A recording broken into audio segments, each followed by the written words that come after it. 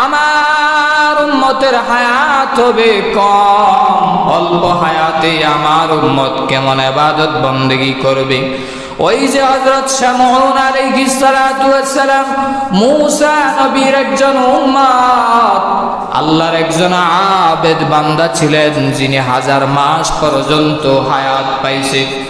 তাফসিরে ইবনে কবিরের ভিতরে ইমাম ফখরুদ্দিন রাজি রহমতুল্লাহি আলাইহি উল্লেখ করে দেয়, হযরত শামউন আলাইহিস সালাতু ওয়াস সালাম আল্লাহর এত পাগল ছিল, তো পাগল, দিনের বেলায় রোজা রাখতো, বালেগ হওয়ার পর থেকে সারা জীবন রোজা রাখছে দিনের বেলায়, আর জিহাদের ভিতরে চলে যাইতো, কাফেরদের বিরুদ্ধে যুদ্ধ করত, রাতের বেলা সারা রাত দাঁড়ায়া দাঁড়ায়া নামাজ আদায় করত।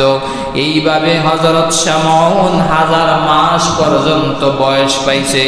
নবীজি যখন এই ঘটনা বললেন সাহাবীদেরকে, সাহাবীরা টেনশন হয়ে গেল, আহারে আমরা তো এত লম্বা হায়াত পাবো না, তাহলে উনি মনে হয় জান্নাতে ফার্স্ট ক্লাস জান্নাতে চলে যাবে, আমরা মনে হয় এত আমল করতে পারবো না।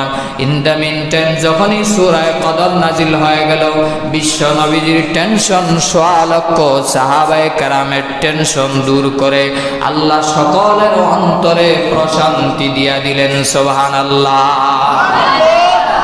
কদর শব্দের কয়েকটি অর্থ আছে। কদর